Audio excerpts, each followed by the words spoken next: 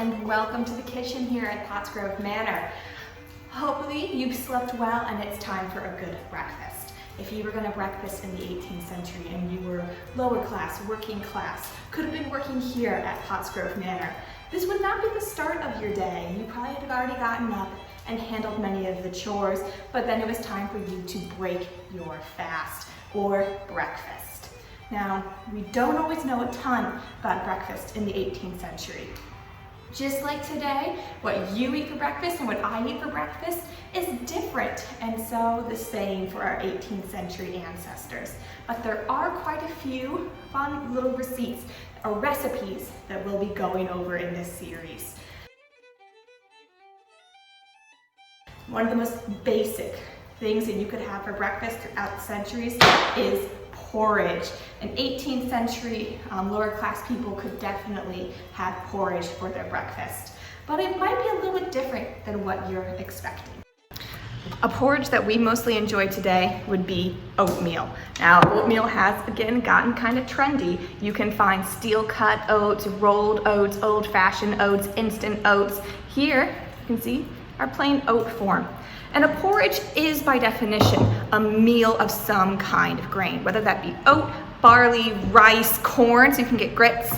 Now, in the 18th century, you can have all these versions and something else a little different.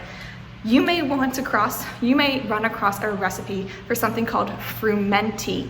Now, frumenti is actually going to be wheat berries. And so you can soak these overnight. You can also then boil them in some water and milk, or either or. Then just like a porridge, put some of your favorite flavorings in there, and it's gonna be a really delicious breakfast.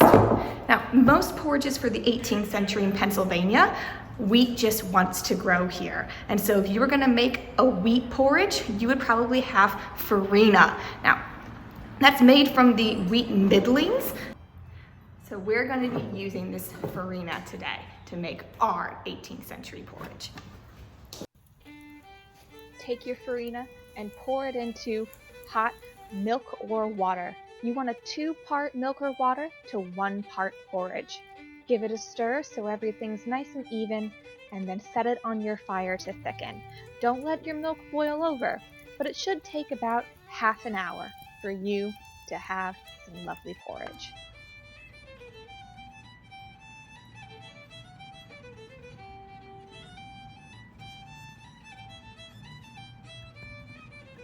What really made the difference for 18th century breakfast came down to what you had available to kind of help elevate your breakfast. So whether that is plain porridge or porridge that you can put milk and cream into, or maybe some honey and spices like cinnamon, nutmeg, it's amazingly popular across the 18th century. Or maybe you have some dried fruit like raisins, and we know the Potts family does buy raisins. So really, what you put into your porridge and what your porridge is made of is going to really vary depending on your area, class, and status. There's nothing like having something kind of just filling in the morning, right? And bread is often that answer. Whether it be just a piece of bread, maybe you could have it with some cheese, maybe some butter, maybe you're gonna toast it. Let's go.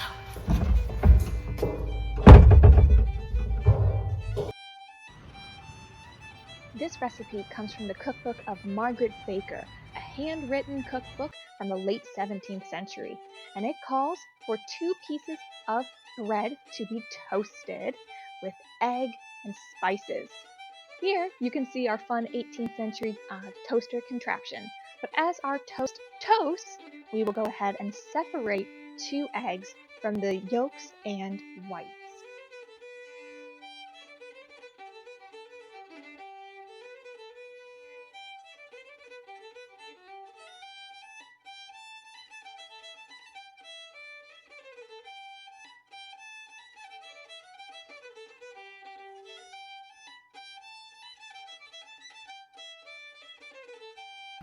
Now make sure both sides of your bread gets toasted, and since your toaster swivels, just give it a nice little twist around. Remember, it's hot. Maybe use your toast. Now, get your egg yolks and mix them with your spices, cinnamon and nutmeg. Melt some butter on a frying pan and add your bread. Quickly do so it doesn't over toast. And then you want to add your egg mixture right on top. You can start to hear it sizzle and hiss and smell those wonderful spices. And then to make sure your eggs quickly cook, go ahead and flip your toast over so that your eggs briefly cook.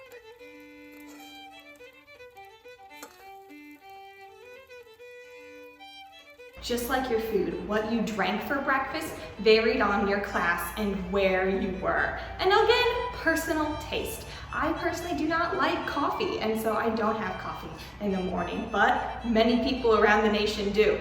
So, just again, you may see milk, you could see beer or cider, very popular things to have for breakfast, and you're gonna get some nutrients from that.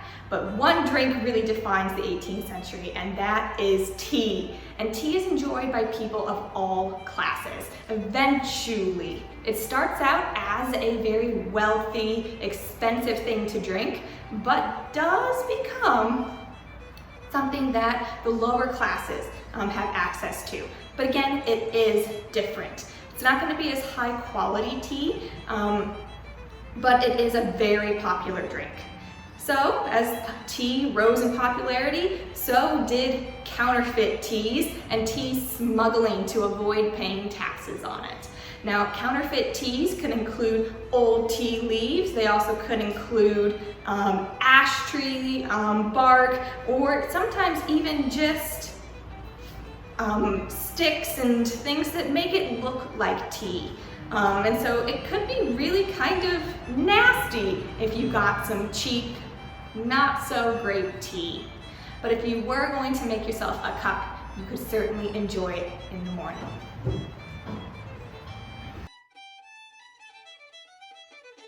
Beyond the overall quality of your tea, one thing that separated upper and lower class tea is how strong it would be. So you might make a weak tea, only putting in a couple spoonfuls or pinches of tea rather than the customary 1 spoon per cup. But then simply have your hot water pour over your leaves to steep. You might also make your tea taste a little better by putting in some milk or sugar. But don't do that into your teapot. Do that in the cup from which you're going to drink your tea. And there you have it, lower class breakfast of porridge, toast for a week back, and a lovely cup of tea.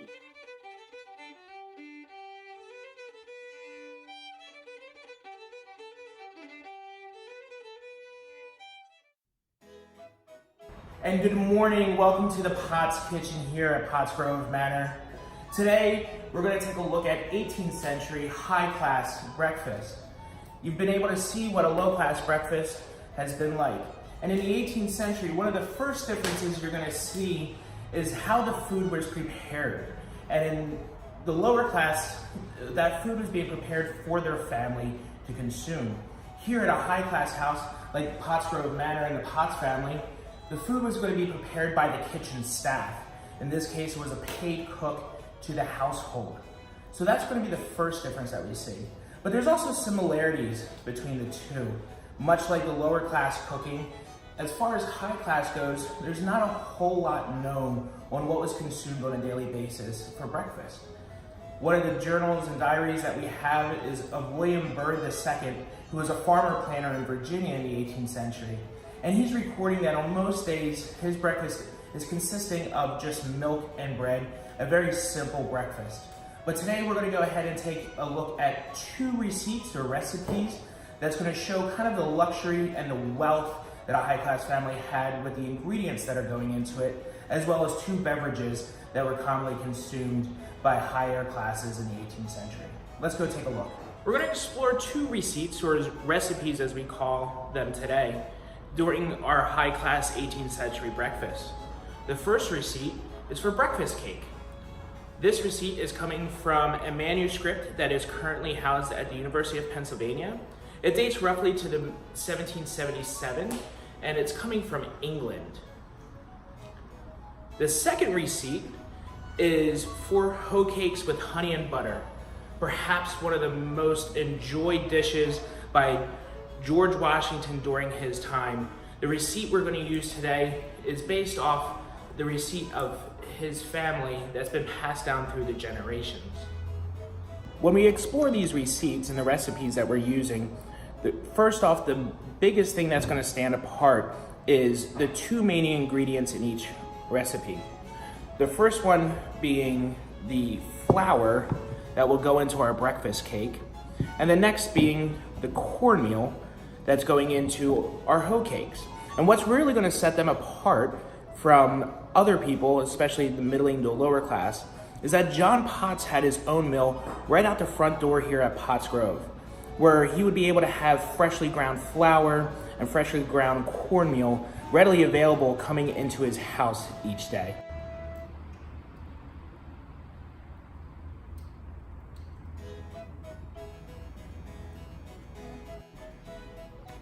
Now that you've been able to see the recipe for breakfast cake, let's look at some of the ingredients. Here in front of us, one of the big luxuries that's really going to set apart is the super refined white sugar here that is going to go into this cake. It's calling for over 2 pounds of flour. That's much more than a lot of people are going to consume in any given month nowadays. There's currants that are going in, and if you're not familiar with currants, you could also substitute raisins into this.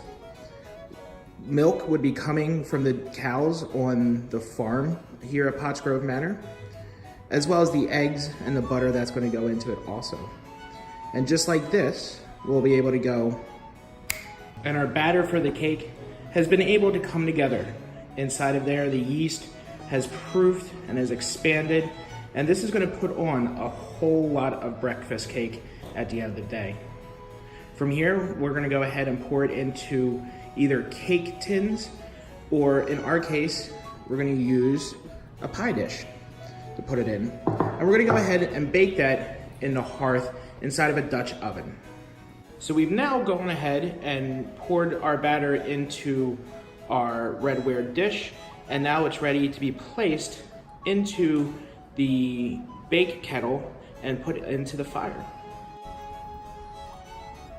So our breakfast cake is in our bake kettle. We'll go ahead and put the lid on the kettle.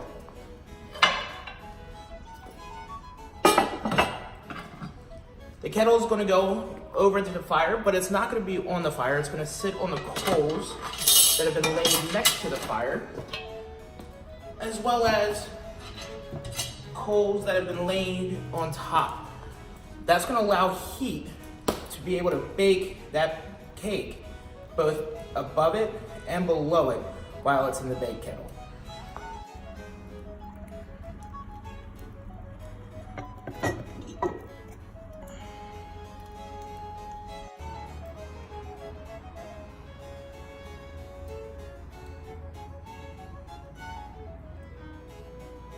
So for the hoe cake recipe, you're gonna start your batter the night before and let it rest overnight as it develops. We've gone ahead and started that process a little ahead of time, and now we're ready to put the finishing touches.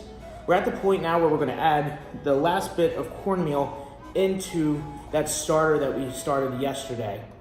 Now, at home, you might see different types of measurements during the 18th century. For reference, a half a pint is 1 cup or 8 ounces. A gill is a half a cup or 4 ounces. And a half a gill is a 1/4 cup or 2 ounces. In this case, we're looking to add another 1 1/4 cups. So I have my half a pint cup here. Get my cornmeal into the batter. And then I'm gonna add that half of a gill, a 1/4 cup more in. We're gonna go ahead and combine this and stir it all up. And at the end of it, you're looking for the consistency of modern day waffle batter before we get ready to put it on the griddle. When you're cooking your hoe cakes, at home you're more than welcome to use a pan. If you have a flat top or a griddle, that is actually the perfect kitchen utensil to use for this. So our griddle has been preheating. Now we're gonna add a little bit of fat so that our cakes do not stick. Now we're gonna add the batter so that it looks just like a pancake. About a 1/4 cup at a time.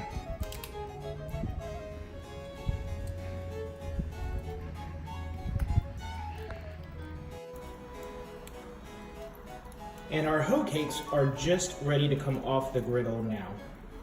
Now let's explore some of the popular breakfast beverages in an 18th century wealthy household.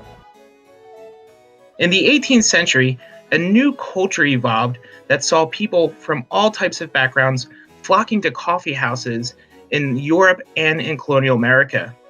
Coffee cultivation began in the Americas in the early 1700s, and we know that by evaluating the Potts ledgers, John Potts was importing coffee from Philadelphia in the 1750s and the 1760s. Here before you, you see the green coffee bean as it would have arrived at the Potts house. We've now taken that green coffee bean, put it on the fire, and began to roast those coffee beans. Once you are happy with the roast of your coffee beans, you're going to add the coffee beans into a grinder. In this case, I am using a cylindrical grinder based off of the Turkish style grinders that became popular in the 1600s. Also in front of you, you see two types of wooden box design grinders, one that was made for the wall and one that was made for a table.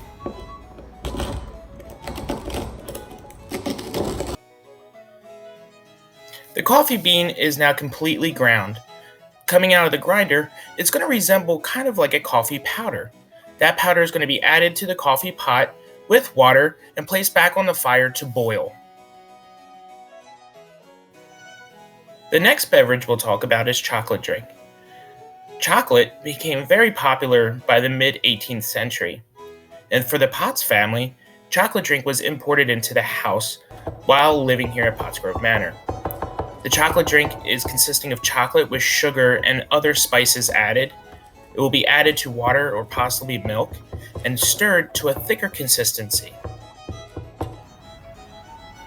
Now that all of our beverages and all of our dishes are finished, it's time to start plating them to go to the family. What sets apart high class and upper class dishes in the 18th century is the formalized plating of the dishes going to the household. Much like today, when you go to fine dining, you expect everything to be perfect before it goes onto the table.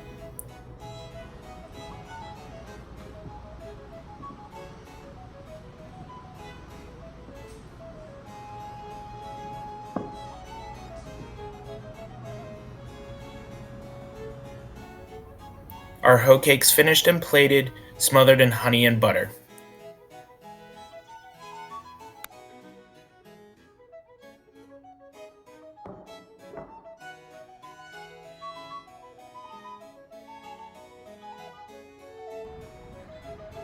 Our breakfast cake, hot from the bake kettle. And finally, all the dishes ready to go to the table of the Potts family, plated on creamware and just perfect for a great morning treat.